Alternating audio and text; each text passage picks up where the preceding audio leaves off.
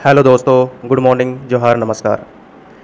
दोस्तों, इस वीडियो के माध्यम से हम देखेंगे फरवरी 2024 के करंट अफेयर्स, झारखंड के करंट अफेयर्स देखेंगे। और इसमें सिर्फ हम पार्ट 1 देखेंगे। पार्ट 2 प्रोबेबली कल या परसों को मैं अपलोड कर दूंगा। दोस्तों, यदि आप 14th जेपीएससी की तैयारी कर रहे हैं या जेएसएससी सीजीएल की तैयारी कर रहे हैं या फिर अन्य एग्ज़ाम्स की भी तैयारी कर रहे हैं जैसे जेटेट, डीईओ, स्टेनोग्राफर और झारखंड गवर्नमेंट के अंतर्गत आयोजित किए जाने वाले अन्य परीक्षाएं, इनकी भी तैयारी कर रहे हैं, तो यह वीडियो आपके लिए लाभप्रद साबित होगा। क्योंकि दोस्तों, सीजीएल में या फिर जेपीएससी में करंट अफेयर्स पूछे जाते हैं, 4-5 महीने पहले के भी करंट अफेयर्स पूछे जाते हैं। कई बार ऐसा भी होता है कि 1-8 साल पहले के भी क्वेश्चन पूछ लिए जाते हैं। ठीक है दोस्तों, तो आइए हम स्टार्ट करते हैं झारखंड करंट अफेयर्स फरवरी 2024 भाग 1। पहला क्वेश्चन है दोस्तों, प्रधानमंत्री जनजाति न्याय महाअभियान यानी पीएम जनमन योजना के अंतर्गत झारखंड में आदिम जनजाति समूह के लिए कितने आवास दिए जाएंगे। क्वेश्चन रिपीट करता हूं, प्रधानमंत्री जनजाति न्याय महाअभियान पीएम जनमन योजना के अंतर्गत झारखंड में आदिम जनजाति समूह के लिए कितने आवास दिए जाएंगे। ऑप्शंस हैं 10,000, 15,000, 20,000, 30,000। आपको 5 सेकंड्स का समय मिलेगा उत्तर देने के लिए। यहाँ पे टाइमर है, काउंटिंग शुरू होता है अब।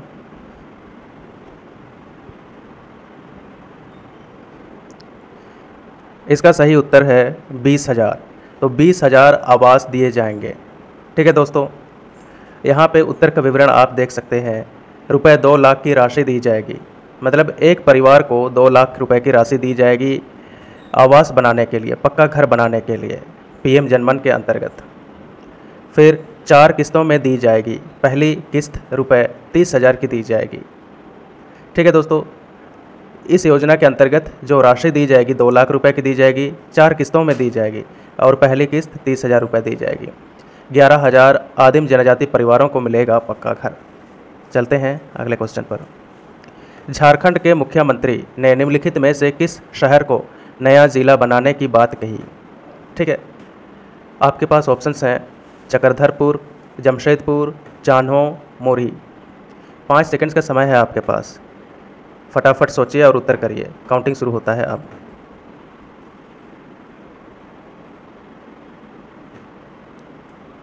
इसका सही उत्तर है चक्रधरपुर। उत्तर का विवरण आप देख सकते हैं। पश्चिम सिंहभूम के दौरे के दौरान तत्कालीन मुख्यमंत्री चंपई सोरेन चक्रधरपुर को जिला और मनोहरपुर को अनुमंडल बनाने की बात कही। तो ये फरवरी मंथ का करंट अफेयर है। उस समय झारखंड के मुख्यमंत्री चंपई सोरेन थे, तो उन्होंने चक्रधर का दौरा किया। उसी दौरे के दौरान उन्होंने कही कि मनोहरपुर को अनुमंडल बनाया जाएगा और चक्रधरपुर को जिला बनाया जाएगा। तो ये आश्वासन उन्होंने दिया पश्चिम सिंहभूम वासियों को। चलते हैं अगले क्वेश्चन पर। अगला क्वेश्चन है, झारखंड के किस खिलाड़ी ने दिल्ली में 6 से 9 फरवरी तक आयोजित किए गए अंतर्राष्ट्रीय स्विमिंग चैंपियनशिप में अंडर 20 कैटेगरी में स्वर्ण पदक जीता। फिर से क्वेश्चन रिपीट करता हूं, झारखंड के किस खिलाड़ी ने दिल्ली में 6 से 9 फरवरी तक आयोजित किए गए अंतर्राष्ट्रीय स्विमिंग चैंपियनशिप में अंडर 20 कैटेगरी में स्वर्ण पदक जीता। ऑप्शंस हैं अनिल किशोर, राणा प्रताप, सलीमा टेटे, सूर्य यादव।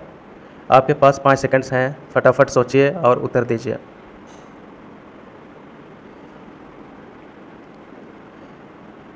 इसका सही उत्तर है राणा प्रताप।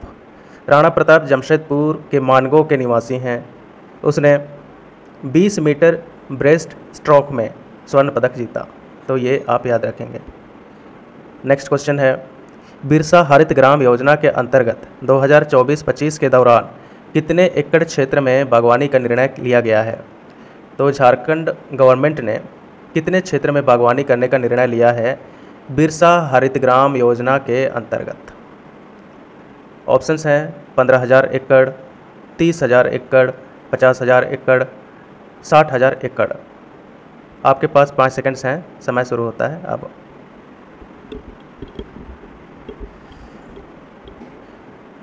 इसका सही उत्तर है 50,000 एकड़। यानी बिरसा हरित ग्राम योजना के अंतर्गत पौधारोपण का कार्य किया जाता है। पहले सिर्फ आम का रोपण शामिल था, परंतु अब नींबू, अमरूद, नाशपाती, शरीफा, बेर, कटहल, सहजन आदि के पौधे भी रोपे जाने का निर्णय लिया गया है। और 2024-25 के दौरान 50,000 एकड़ भूमि पर पौधारोपण किया जाएगा, यानी बागवानी की जाएगी बिरसा हरित ग्राम योजना के अंतर्गत। चलते हैं अगले क्वेश्चन पर। निम्नलिखित में से झारखंड के किस स्थान पर 8 से 9 फरवरी 2024 को 45वां केंद्रीय किसान मेला का आयोजन किया गया? फिर से क्वेश्चन रिपीट करता हूँ। निम्नलिखित में से झारखंड के किस स्थान पर 8 से 9 फरवरी 2024 को 45वां केंद्रीय किसान मेला का आयोजन किया गया? ऑप्शन हैं पतरातू, कांके, गेतलसूद, रातू।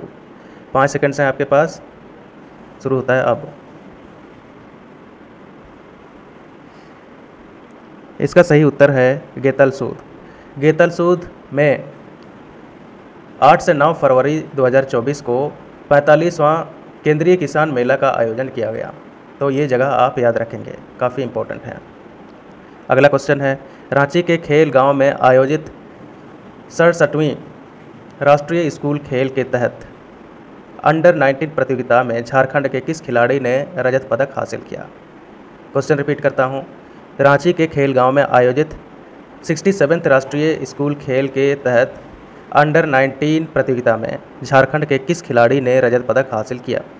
ऑप्शंस हैं संतोषी उरांव, हेमलता किरकिट्टा, स्नेहलता माली, विनीता तिग्गा। आपके पास 5 सेकंड्स हैं, शुरू होता है अब।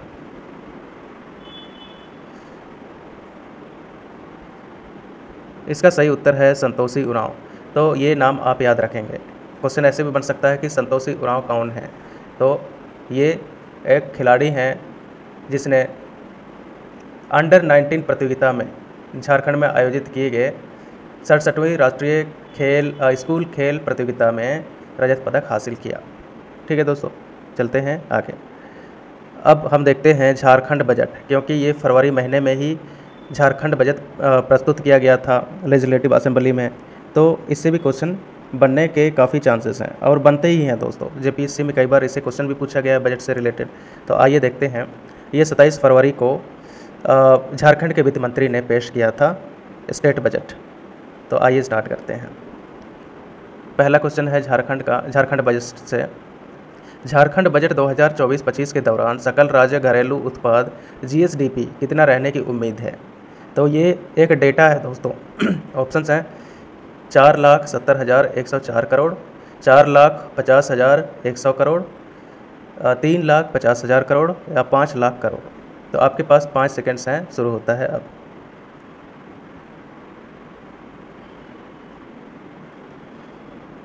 इसका सही उत्तर है 4,70,104 करोड़।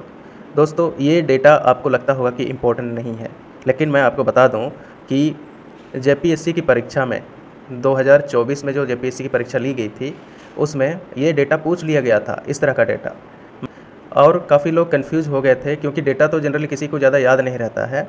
ठीक है, तो काफ़ी लोगों ने ये क्वेश्चन गलत कर दिया था। इसलिए करंट अफेयर्स के MCQ में मैंने ये क्वेश्चन डाला ताकि कम से कम आपको एक आइडिया हो। तो इस तरह से आंकड़े वाले क्वेश्चन भी पूछ लिए जाते हैं, तो आपको इसके लिए सावधान रहना चाहिए। अगला क्वेश्चन है झारखंड बजट 2024-25 किसने प्रस्तुत किया? तो ऑप्शंस हैं हेमंत सोरेन, बन्ना गुप्ता, बन्ना हो गया यहाँ पे, बन्ना कर लीजिएगा, चंपाई सोरेन, रामेश्वर उरांव। आपके पास 5 सेकंड्स हैं, शुरू होता है अब।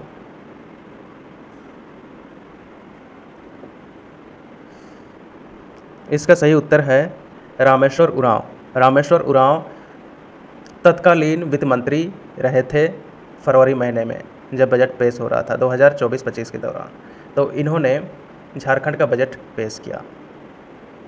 अगला क्वेश्चन है राज्य में प्रस्तुत किए जाने वाले वार्षिक वित्तीय विवरण यानी बजट भारतीय संविधान के किस अनुच्छेद में उल्लेखित है? ऑप्शंस हैं 112, 142, 202, 212। आपके पास 5 सेकंड्स हैं, शुरू होता है अब।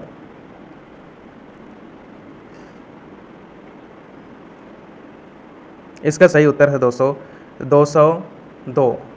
ठीक है दोस्तों, देखिए यहाँ पे मैंने बजट ना लिख करके वार्षिक वित्तीय विवरण क्यों लिखा, क्योंकि इंडियन कॉन्स्टिट्यूशन में, भारत के संविधान में यही शब्द लिखा हुआ है वार्षिक वित्तीय विवरण। तो इसीलिए मैंने बजट ना लिख करके वार्षिक वित्तीय विवरण लिखा, क्योंकि वार्षिक वित्तीय विवरण को ही बजट के नाम से जाना जाता है। लेकिन संविधान में जो उल्लेख है, बजट का उल्लेख नहीं है कहीं भी, इसको आप ध्यान रखेंगे। तो बजट का उल्लेख नहीं है संविधान में कहीं भी। संविधान में अगर उल्लेख है तो वार्षिक वित्तीय विवरण का उल्लेख है। ठीक है दोस्तों, तो स्टेट में जो बजट पेश किया जाता है वो आर्टिकल 202 के अंदर पेश किया जाता है, और जो सेंटर में जो केंद्रीय बजट होता है वो पेश होता है 112 अनुच्छेद में। चलते हैं आगे। अगला क्वेश्चन है, झारखंड सरकार वित्त वर्ष 2024-25 के दौरान कितनी राशि खर्च करेगी? तो झारखंड सरकार वित्त वर्ष 2024-25 के दौरान कितनी राशि खर्च करेगी? ऑप्शंस हैं 1,05,000 करोड़, 1,50,000 करोड़, 1,60,000 करोड़, 60,500 करोड़, 1,20,400 करोड़। समय शुरू होता है, आप 5 सेकंड का समय है, फटाफट सोचिए और उत्तर करिए।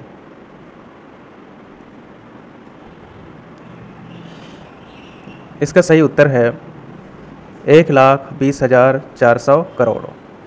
तो 2024-25 के दौरान झारखंड सरकार कितनी राशि खर्च करेगी, मतलब टोटल एक्सपेंडिचर करेगी 1,20,400 करोड़, इतना एस्टिमेटेड है। ठीक है, ये बजट में तो एस्टिमेट ही किया जाता है। तो 1,20,400 करोड़ रुपए खर्च करेगी 24-25 के दौरान, और ये विगत संशोधित अनुमान से 5% अधिक राशि है। संशोधित अनुमान मतलब आप समझते हैं? संशोधित अनुमान मतलब एक बार बजट पेश करने के बाद बीच में ही एक बार उसको रिवाइज कर लिया जाता है। ठीक है, तो रिवाइज कर लिया जाता है तो उसको रिवाइज एस्टीमेट कहते हैं। फिर इसमें रिवाइज कर लिया जाता है कि कुछ आंकड़े इसमें संशोधित कर लिए जाते हैं कि जो स्टेट ग्रो कर रहा था जिस तेज़ी से, उसमें कुछ चेंज आने की उम्मीद रहती है, और जितना खर्च करने की उम्मीद पहले बजट में जब बताई जाती है, उसके बाद रिवाइज एस्टीमेट में उसमें थोड़ा सा चेंज आ जाता है, अमाउंट में भी थोड़ा चेंज आ जाता है, तो परसेंटेज में भी हल्का सा चेंज आ जाता है। यदि आपको बजट से रिलेटेड टर्मिनोलॉजी के बारे में जानकारी नहीं है या कम जानकारी है तो आप कमेंट करके बता सकते हैं, तो मैं बजट से रिलेटेड जो भी टर्म्स होते हैं, बजट का कंसेप्ट होता है, ये मैं आपको समझा सकता हूँ। ठीक है दोस्तों, चलते हैं अगले क्वेश्चन पर। झारखंड सरकार वित्त वर्ष 2024-25 के दौरान कितना राजस्व प्राप्त करेगी, मतलब रेवेन्यू कितना आएगा झारखंड गवर्नमेंट के पास 2024-25 के दौरान? ऑप्शंस हैं 1,10,900 करोड़ रुपए, 1,25,000 करोड़ रुपए, 1,30,500 करोड़ रुपए, 1,40,400 करोड़ रुपए। आपके पास 5 सेकंड्स हैं, शुरू होता है अब।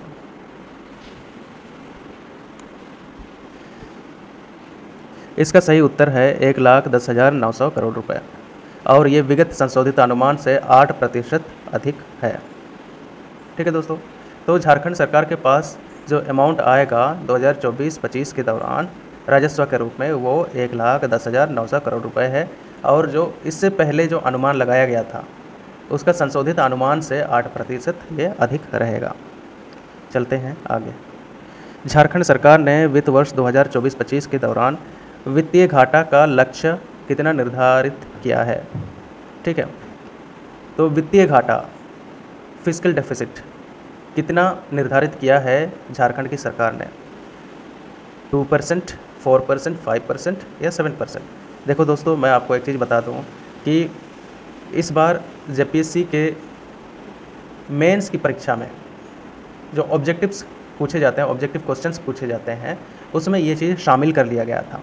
ठीक है दोस्तों, तो ये काफ़ी इंपॉर्टेंट क्वेश्चन बन सकता है इस दृष्टिकोण से कि ये जेएसएससी में पूछा जा सकता है, जेपीएससी में भी पूछा जा सकता है, क्योंकि मेंस के ऑब्जेक्टिव क्वेश्चन में ये क्वेश्चन ऑलरेडी पूछा गया है, इसलिए मैंने ये क्वेश्चन डाला है।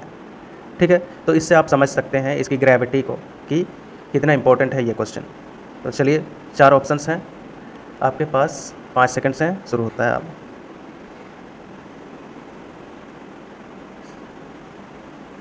इसका सही उत्तर है दोस्तों 2%, यानी वित्तीय घाटा का लक्ष्य कितना रखा गया है? 2%। ठीक है दोस्तों, तो वित्तीय घाटा आप जानते हैं कि जितना रेवेन्यू आता है सरकार के पास, उससे अगर हम टोटल एक्सपेंडिचर को घटा दें तो हमारे पास वित्तीय घाटा आएगा, और वित्तीय घाटा का परसेंटेज हम निकाल लेंगे। ठीक है दोस्तों, चलते हैं आगे। झारखंड सरकार ने लोन माफ़ी योजना के अंतर्गत कितना लोन माफ़ करने का निर्णय लिया है? तो ये भी बजट का ही पार्ट है, बजट में ही ये डिसीजन लिया गया था कि लोन माफ़ी योजना, इसको आप मार्क कर लेंगे, लोन माफ़ी योजना के अंतर्गत झारखंड सरकार कितने तक की राशि को माफ़ करेगी? ऑप्शंस हैं 50,000, 1 लाख, 2 लाख, 2.5 लाख। आपके पास 5 सेकंड्स हैं, शुरू होता है अब।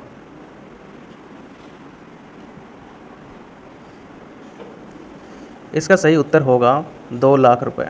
यदि आपने 2 लाख रुपए का कृषि योजना लिया है, कृषि लोन लिया है यदि, तो सरकार उसको माफ़ कर देगी।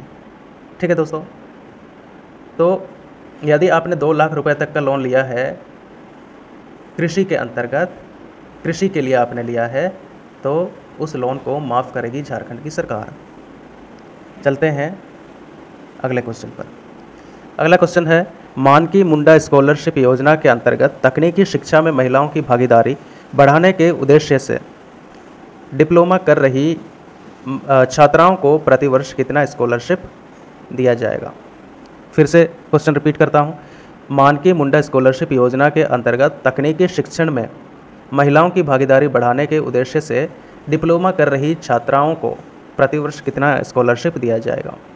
जो छात्राएं डिप्लोमा कर रही हैं वैसी छात्राओं को कितना स्कॉलरशिप दिया जाएगा? ऑप्शंस हैं 15,000 रुपये, 20,000 रुपये, 25,000 या 30,000 रुपये। आपके पास 5 सेकंड्स हैं, समय शुरू होता है अब।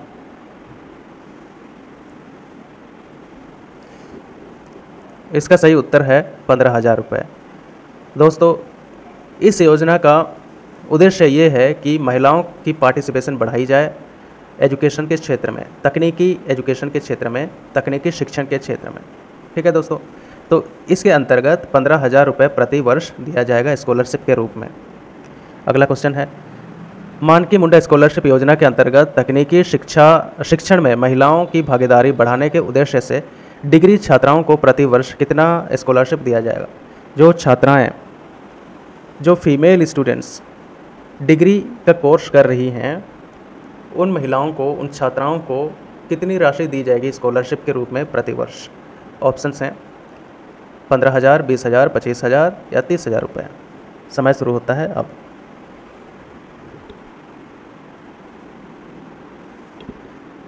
इसका सही उत्तर है 30,000 रुपये, यानी 30,000 रुपये दिया जाएगा जो डिग्री कोर्सेज कर रही हैं वैसी छात्राओं को, और जो डिप्लोमा कोर्सेज कर रही हैं उन वैसी छात्राओं को 15,000 रुपये। ठीक है, तो ये अंतर है, जो डिग्री कर रही हैं उनको 30,000 रुपये और जो डिप्लोमा कर रही हैं उनको 15,000 रुपये। चलते हैं नेक्स्ट क्वेश्चन पर। बजट 2024-25 के अनुसार झारखंड की अर्थव्यवस्था किस दर से बढ़ेगी? तो झारखंड की जो जीडीपी है ये किस गति से बढ़ेगी, ये क्वेश्चन है 2024-25 में। ऑप्शंस हैं 7.1%, 6.3%, 9.8% या 10%।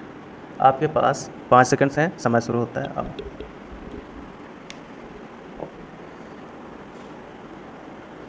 इसका सही उत्तर है 9.8%।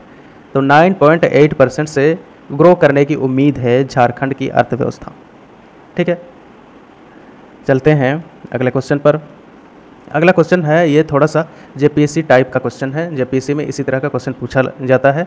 अब ये धीरे धीरे यूपीएससी के ट्रेंड को फॉलो करने की कोशिश कर रहा है। ठीक है, तो इसमें आपको 2 स्टेटमेंट दिए गए हैं, तो आइए क्वेश्चन पढ़ते हैं। झारखंड राज्य की बेरोजगारी दर से संबंधित निम्नलिखित कथनों पर विचार करें। तो झारखंड राज्य की बेरोजगारी दर से संबंधित निम्नलिखित कथनों पर विचार करें। तो झारखंड की बेरोजगारी दर से संबंधित 2 कथन दिए गए हैं। इन कथनों को पढ़ करके आपको इस कोड के माध्यम से उत्तर देना है। पहला कथन है, राज्य की बेरोजगारी दर देश की बेरोजगारी दर से कम है। राज्य की शहरी बेरोजगारी दर देश की औसतन शहरी बेरोजगारी दर से अधिक है। तो ये स्टेटमेंट आप अच्छे से पढ़ लीजिए ताकि इसका आंसर आप दे सकें। ठीक है दोस्तों, आई होप आपने पढ़ लिया होगा। अब नीचे कोड दिए गए हैं कि उपरोक्त में से कौन सा कथन सही है। केवल कथन 1, केवल कथन 2, दोनों कथन 1 और 2, कोई कथन सही नहीं है। तो आपके पास 5 सेकंड्स हैं, समय शुरू होता है अब।